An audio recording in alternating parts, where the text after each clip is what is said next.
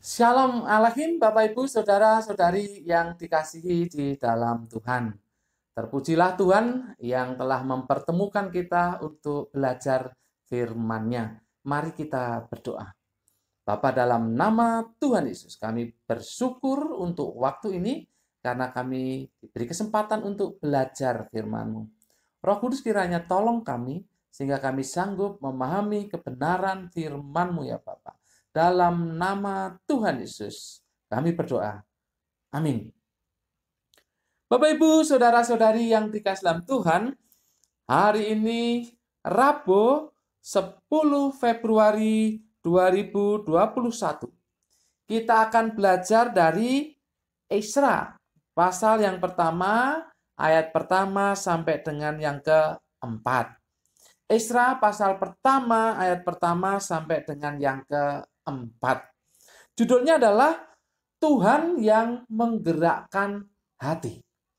Tuhan yang menggerakkan hati. Bapak, Ibu, Saudara-saudari yang dikasihi dalam Tuhan, kalau dilihat dari sudut jasmani atau secara manusia, maka kecil kemungkinan bangsa Yehuda untuk bisa kembali ke tanah airnya, kembali dari pembuangan. Alasannya kenapa? Karena tidak mungkin pemerintahan negeri pembuangan itu rela untuk melepas para budaknya. Itu kecil kemungkinan, ya, kecil kemungkinan pemerintahan di negeri pembuangan itu rela untuk melepas para budaknya atau orang-orang tawanan dari negeri-negeri yang ditaklukkannya. Kemungkinan yang kedua juga sangat kecil, karena apa? Karena bangsa lain yang ada di situ tentu iri kalau bangsa Yehuda dilepaskan begitu saja. Tentu iri, tentu mereka juga akan ikut-ikutan. Mereka juga akan ikut-ikutan. Dan ini bisa menimbulkan kekacauan di pemerintahan negeri pembuangan itu. Maka sesungguhnya kepulangan bangsa Yehuda itu bukan serta-merta perbuatan manusia. Itu karena Tuhan. Mari kita baca ayat yang pertama. Pada tahun pertama zaman Kores, raja negeri Persia, Tuhan menggerakkan hati Kores, raja Persia itu, untuk menggenapkan firman yang diucapkan oleh Yeremia, sehingga disiarkan di seluruh kerajaan Kores secara lisan dan tulisan pengumuman ini. Bapak, Ibu, Saudara-saudari yang dikasihi dalam Tuhan, di sini dikatakan dengan jelas, Tuhan menggerakkan hati Kores. Kata menggerakkan hati, ini di dalam bahasa Ibrani adalah Heir et Ruach.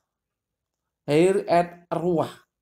Ini secara literal artinya membangkitkan roh atau membangkitkan semangat.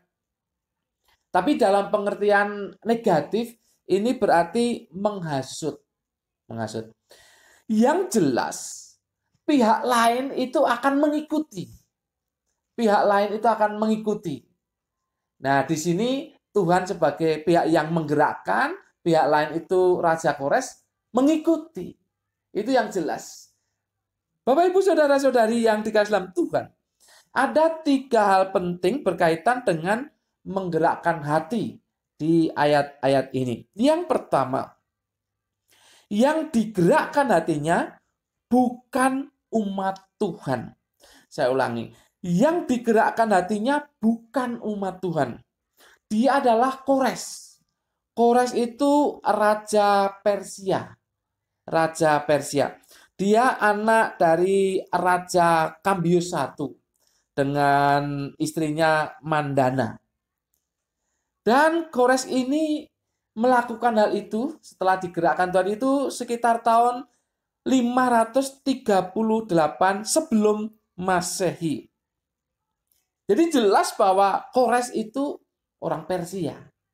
Orang Persia atau blasteran Persia Media ya. Karena Mandana ibunya itu orang Media ya, mempunyai keturunan Media. Sementara Raja Kambius I ini mempunyai keturunan itu orang Persia. Jadi makanya kekuasaan pemerintahan yang sangat terkenal itu disebut media Persia ya, media Persia. Nah, itu karena Raja Kores ini merupakan ya blasteran dari kedua bangsa itu. Tapi yang jelas itu orang asing. Orang asing yang dimaksud adalah non-Yahudi. Tapi Tuhan menggerakkan hatinya. Ini menarik. Jadi Tuhan menggerakkan hatinya itu hati orang asing, bukan orang Yahudi. Jadi yang digerakkan hatinya ini bukan umat Tuhan. Ini penting. Perkara ini penting. Karena Tuhan bisa memakai siapa saja. Tuhan bisa menggerakkan hati siapa saja. Yang kedua, ini terjadi untuk menggenapi nubuat Nabi Yeremia. Kita baca Yeremia pasal 29 ayat yang ke-10. Demikian. Sebab beginilah firman Tuhan, apabila telah genap 70 tahun bagi Babel, barulah aku memperhatikan kamu. Aku akan menepati janjiku itu kepadamu dengan mengembalikan kamu ke tempat ini. Jadi ini nubuat Yeremia bahwa bangsa Yehuda akan diangkut ke pembuangan dan setelah 70 tahun maka mereka akan dikembalikan ke negerinya. Dan itu terjadi pada zaman Kores ini. Nah, ini jadi penggenapan, jadi digenapi. Bapak, Ibu, Saudara-saudari yang dikasihi dalam Tuhan, penggenapan ini menunjukkan bahwa Yeremia adalah nabi yang benar. Nabi yang benar. Karena apa yang disampaikan itu datangnya dari Tuhan. Dan itu pasti terjadi. Jadi hal yang kedua adalah ini terjadi untuk menggenapi nubuat Nabi Yeremia.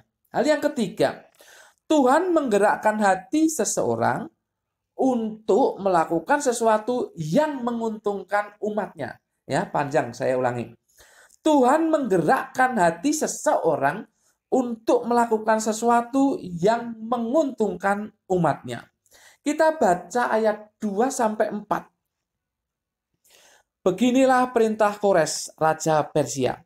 Segala kerajaan di bumi telah dikaruniakan kepadaku oleh Tuhan Allah semesta langit. Ia menugaskan aku untuk mendirikan rumah baginya di Yerusalem yang terletak di Yehuda. Siapa di antara kamu termasuk umatnya, Allahnya menyertainya. Biarlah ia berangkat pulang ke Yerusalem yang terletak di Yehuda dan mendirikan rumah Tuhan Allah Israel, yakni Allah yang diam di Yerusalem. Dan setiap orang yang tertinggal dimanapun ia ada sebagai pendatang harus disokong oleh penduduk setempat dengan perak dan emas, harta benda dan ternak, di samping persembahan sukarela bagi rumah Allah yang ada di Yerusalem. Hal pertama yang disebutkan di sini adalah mendirikan rumah Tuhan. Ini berarti bait suci yang kedua. Karena bait suci yang pertama yang biasa disebut bait suci Salomo sudah dihancurkan oleh Nebukadnezar, oleh pasukan Nebukadnezar. Jadi jelas sekali disebutkan di sini mendirikan rumah Tuhan. Tuhan menugaskan Kores untuk mendirikan rumahnya di Yerusalem. Hal yang kedua yang disebutkan di sini, umat Allah berangkat pulang. Jadi ini kan sepertinya tujuan ganda begitu ya. Jadi tujuan ganda yang tercapai sekaligus. Jadi ada penugasan untuk mendirikan rumah Tuhan yaitu di Yerusalem. Maka umat Tuhan kan harus pulang. Umat Tuhan harus pulang. Ini menguntungkan sekali. Menguntungkan sekali. Jadi ada tugas buat Kores untuk mendirikan rumah Tuhan di Yerusalem dan umat Tuhan ini ya kembali ke Yerusalem untuk bersama-sama membangun bait suci yang kedua. Menarik lagi hal yang ketiga yang disebutkan dimanapun ini umat Tuhan ya berada itu harus disokong Ayat 4 kan menyebut begitu. Harus disokong oleh penduduk setempat. Ini luar biasa, luar biasa. Bapak Ibu saudara-saudari yang dikasihi dalam Tuhan. Kalau Tuhan sudah menggerakkan hati seseorang untuk melakukan sesuatu, itu menguntungkan bagi umatnya. Ini luar biasa. Jadi Tuhan menggerakkan hati Kores. Dan ternyata ini begitu menguntungkan orang Yehuda. Bukan hanya dipulangkan, tetapi mereka juga dibekali oleh orang-orang sekitarnya. Jadi kan tersebar ya, ada yang ada di sekitar Babel begitu ya. Ada juga yang sedikit keluar di negeri-negeri jajan yang lain. Itu ada itu orang Yahudi karena disebar kan. Jadi dikatakan di sini dimanapun dia berada, orang Yahudi berada, tidak di sekitar istana, itu harus mendapat sokongan dari orang-orang sekitarnya. Jadi mereka pulang itu dengan membawa bekal yang cukup. Dikatakan di ayat 4 ini bukan hanya persembahan untuk rumah Allah, bukan hanya persembahan untuk pembangunan bait suci kedua, tetapi untuk pribadi-pribadi. Orang Yehuda pun harus disokong. Jadi perhatikan sekali lagi. Kalau Tuhan sudah menggerakkan hati seseorang untuk melakukan sesuatu, maka itu akan menguntungkan umatnya. Bapak, Ibu, Saudara-saudari yang dikasihi dalam Tuhan, di dalam situasi apapun, hubungan kita dengan Tuhan harus terjaga dengan baik. Ingat ini, dalam situasi apapun, hubungan kita dengan Tuhan harus terjaga dengan baik. Supaya apa? Supaya kita bisa meminta kepada Tuhan. Supaya kita bisa meminta kepada Tuhan untuk kebutuhan-kebutuhan kita. Tetapi juga perhatikan ini, supaya kita bisa meminta kepada Tuhan untuk menggerakkan hati orang-orang yang kira-kira di dalam pemandangan kita ini menjadi orang yang akan dipakai Tuhan untuk menolong kita. Jadi kita bisa berdoa untuk Tuhan menggerakkan hati orang-orang yang akan Dia pakai untuk menolong kita. Yang kedua, dalam situasi apapun kita harus menjalin hubungan yang baik dengan sesama. Dengan sesama. Karena apa? Karena kita tidak tahu siapa yang akan dipakai oleh Tuhan untuk menolong kita. Kita tidak tahu siapa-siapa orangnya yang akan ditolong Tuhan, yang akan digerakkan hatinya oleh Tuhan untuk menolong kita, untuk memberkati kita. Kita tidak tahu. Ini tidak terbatas kepada sesama kita seiman. Tidak. Bapak, Ibu, Saudara-saudari yang dikasihi dalam Tuhan. Mungkin Bapak, Ibu, Saudara-saudari pernah mengalami ada orang lain yang tidak seiman dengan kita yang menolong Bapak, Ibu, Saudara-saudari. Kenapa bisa gitu? Karena Tuhan yang menggerakkan dia. Tuhan yang menggerakkan dia untuk menolong Anda. Jadi jalin hubungan yang baik dengan semua orang. Kita adalah umat Tuhan yang tidak eksklusif. Kita harus menjalin hubungan yang baik dengan semua orang. Yang seiman maupun yang tidak. Bapak, Ibu, Saudara-saudari yang dikasihi dalam Tuhan.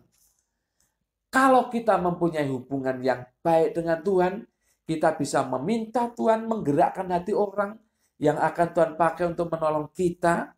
Dan ketika Tuhan sudah menggerakkan hati seseorang, maka dia akan melakukan sesuatu yang akan menguntungkan kehidupan kita sebagai umat Tuhan.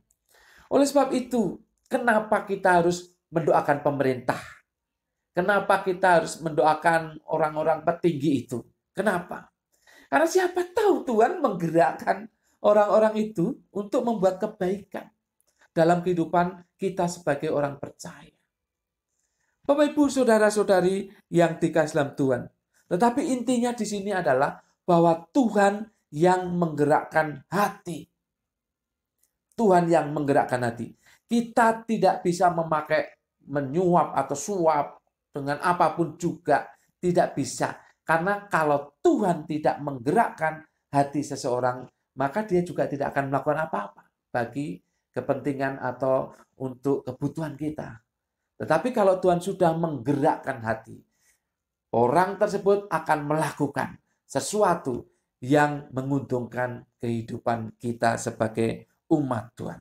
Ketika Tuhan menggerakkan hati Kores, maka orang Yehuda diuntungkan. Bapak Ibu ingin dalam kehidupan ini ditolong oleh Tuhan melalui orang-orang yang ada. Kalau Bapak Ibu ingin atau rindu, maka jaga hubungan kita dengan Tuhan sebaik-baiknya. Supaya kita bisa meminta kepadanya untuk menggerakkan hati orang-orang yang akan Dia pakai untuk menolong kita. Amin. Kita berdoa. Bapa, dalam nama Tuhan Yesus, terima kasih untuk waktu ini. Kami sudah belajar firman-Mu. Terima kasih. Biarlah Roh Kudus menolong kami untuk melakukannya, yaitu kami menjaga hubungan yang baik dan semakin baik dengan Tuhan dan sesama. Karena kami tahu bahwa Tuhan bisa menggerakkan hati siapa saja untuk melakukan sesuatu yang membuat kami bisa dicukupkan kebutuhannya, yang menguntungkan kami. Terima kasih Bapak atas firman-Mu. Roh Kudus tolong kami untuk melakukannya. Dalam nama Tuhan Yesus, kami berdoa dan mengucap syukur. Semua yang percaya katakan amin. Tuhan memberkati Bapak Ibu Saudara-saudari senantiasa.